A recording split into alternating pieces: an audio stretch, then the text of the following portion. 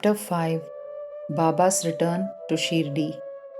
As mentioned in the last chapter, I shall now describe how Sai Baba returned to Shirdi after his disappearance. In a village called Dhoop, there lived a wealthy gentleman named Chand Patil. While he was on a trip to Aurangabad, he lost his mare. For 2 long months, he diligently searched but could not find the lost mare. Very disappointed, he returned from Aurangabad with the saddle on his back.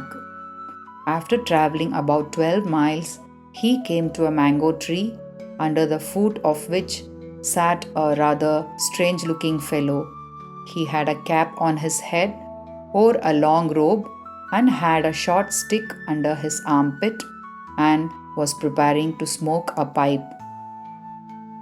On seeing Chand Patil pass by, he called out to him and asked him to have a smoke and to rest a little.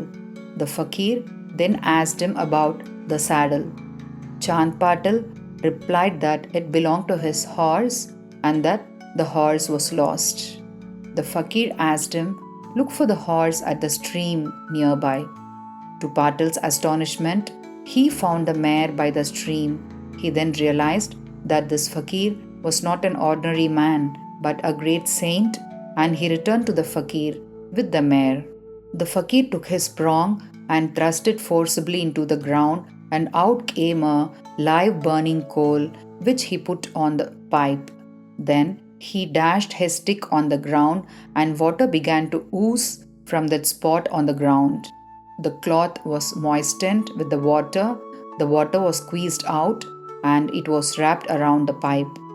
Once everything was complete, the Fakir smoked his pipe and then gave it to Chand Patil. On seeing all this, Chand Patil was wonderstruck. He requested the Fakir to come to his house and accept his hospitality. The next day, the Fakir went to Patil's house and stayed there for some time. Patil was a village officer in Dhoop. His wife's brother's son was to be married, and the bride was from Shirdi. So, Patil made preparations to leave for Shirdi to attend the wedding. The Fakir also accompanied the marriage party. The wedding went off without any hitch, and the party returned to Dhoop. However, the Fakir stayed back in Shirdi and remained there forever. When the marriage party came to Shirdi, it alighted at the foot of a banyan tree in Bhagat Mhalsapati's field near Khandoba's temple. The carts were parked in the open courtyard of Khandoba's temple. The members of the party descended, and the Fakir also exited one of the carts. Bhagat Mhalsapati saw the young Fakir getting off a cart and said, "Ya Sai." Others also addressed him as Sai, and thenceforth he became known as Sai Baba. In Shirdi, Sai Baba began to live in a deserted mosque. A saint named Devidas had been living in Shirdi for many years before Baba came there. Baba liked his company, and he lived with him in the Maruti temple in the Chavdi and sometimes lived alone. Then another saint named Jankidas arrived. Baba spent most of his time speaking with him, and Jankidas also visited Baba in the mosque. Another saint from Pontambe named Gangagir regularly visited Shirdi.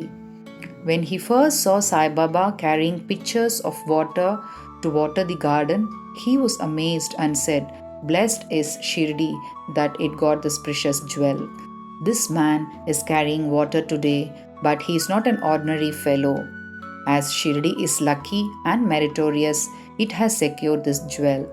A famous saint named Anandnath of Yevalamath, a disciple of Akhalkot Maharaj, came to Shirdi with a few people. When he saw Sai Baba, he said, "This is a precious diamond in reality.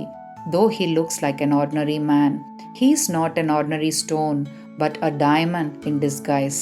You will realize this in the near future." Saying this, he returned to Yavala. All this happened while Baba was a youngster. In his youth, Sai Baba grew hair on his head, never had his head shaved, and also dressed like an athlete. When he went to Rahata, he brought back with him small plants of marigold, jai, and jui and planted and watered them. A devotee named Vamantatya supplied him daily with 2 earthen pitchers. With these, Baba himself used to water the plants. He drew water from the well and carried the pitchers on his shoulders. In the evening, the pitchers were kept at the foot of the neem tree. As soon as they were placed there, they cracked as they were not baked. The next day, Tatya supplied 2 fresh raw clay pitchers. This course went on for 3 years, and with Sai Baba's effort, there grew a flower garden. On this side stands the big mansion, the Samadhi Mandir, which is now frequented and used by so many devotees. A devotee of Akkalkot Maharaj named Bhai Krishnaji worshipped the photo of Akkalkot Maharaj. He once thought of going to Akkalkot, receiving the darshan of the Padukas of the Maharaj and offering his sincere worship there. But before he could go there, he had a vision in his dreams.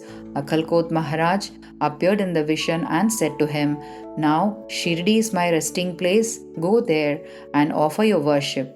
So Bhai changed his plans and came to Shirdi, worshipped Baba, stayed there for 6 months and was happy. As a symbol of this vision, he prepared the Padukas and installed them on an auspicious day of Shravan, Shaka 1834. These Padukas were installed under the neem tree with due ceremonies and formalities which were conducted by Dada Kelkar and Upasani Maharaj. Diksit Brahmin was appointed to perform the worship rituals. There was a wrestler in Shirdi named Mohdin Tamboli. Baba did not agree with Mohdin about some issues and they had to fight. In this, Baba was defeated. Thenceforth, Baba changed his dress and mode of living. He began to wear a kafni and a langot and covered his head with a piece of cloth.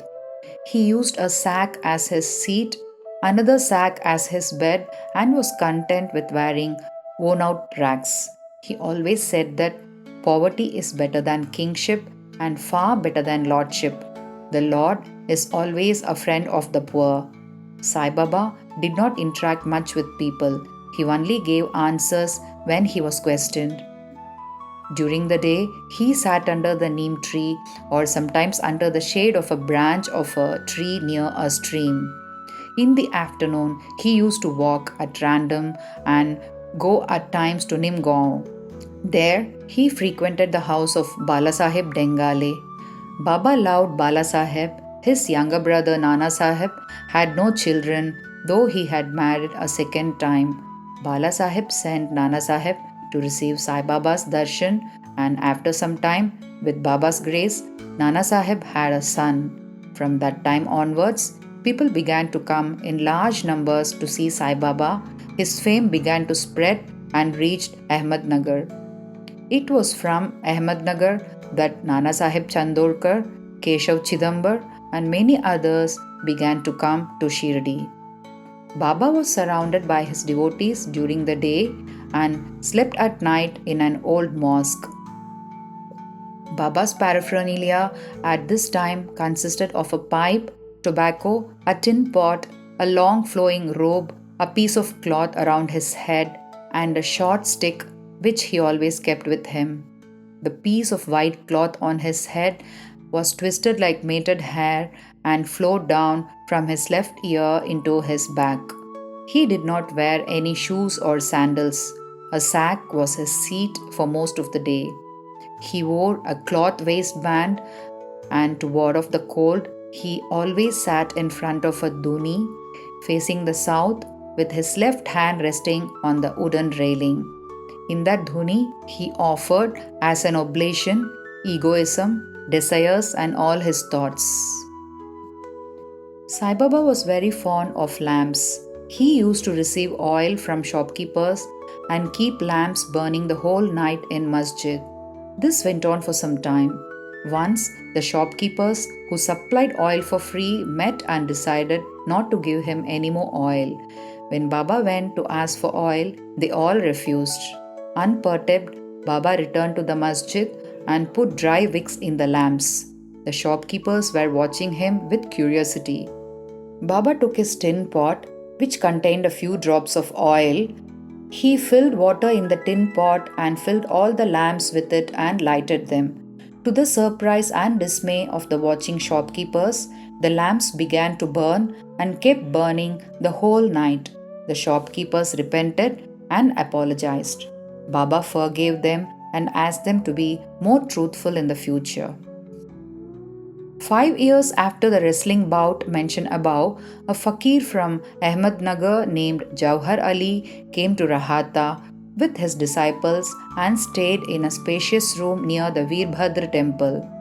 The fakir was learned, had memorized the entire Quran, and had a sweet tongue. Many religious and devout people in the village came to him and began to respect him. With the help of these people, he started to build an Eidgah near the Veerbhadra temple. There was some quarrel about this affair, on account of which Javhar Ali had to leave Rahata. Then he came to Shirdi and lived in the masjid with Baba. People were captured by his sweet talk and he began to call Baba his disciple. Baba did not object and consented to be his disciple. Then both Guru and his disciple decided to return to Rahata and live there. The Guru never knew his disciple's worth, but the disciple knew about the Guru's flaws. Yet Baba never disrespected Ali and carefully observed his duties as a disciple. He even served the master in various ways. They used to come to Shirdi at times, but they mainly lived in Rahata. Baba's loving devotees in Shirdi did not like that Baba was living far away from them in Rahata, so they went there to bring Baba back to Shirdi. When they met Baba near the Eidgah and told him the purpose for which they came, Baba said that the fakir was an ill-tempered fellow and that he would not let Baba leave, thus they better return to Shirdi without him before the fakir returned. While they were talking, Javhar Ali turned up and was very angry with them for trying to take his disciple away. There was some discussion and altercation, and it was finally decided that both the Guru and the disciple should return to Shirdi, and so they returned and lived in Shirdi. But after a few days, the Guru was tested by Devidas and he was found wanting. 12 years before Baba arrived in Shirdi with the marriage party, Devidas came to Shirdi and lived in Maruti temple. Devidas had fine features, brilliant eyes, was dispassion incarnate and Anyani. Many people, Tatya Kote, Kashinath and others regarded him as their guru. They brought Javhar Ali to him, and in the argument that followed, Javhar was defeated and fled from Shirdi. He went and lived in Bijapur and returned after many years to Shirdi and bowed before Sai Baba. The delusion that he was the Guru and Sai Baba his disciple was cleared, and as he genuinely repented, Sai Baba treated him with respect. In this case, Sai Baba showed by actual conduct how one should get rid of egoism and perform the duties of a disciple to attain the highest end, that is, self-realization.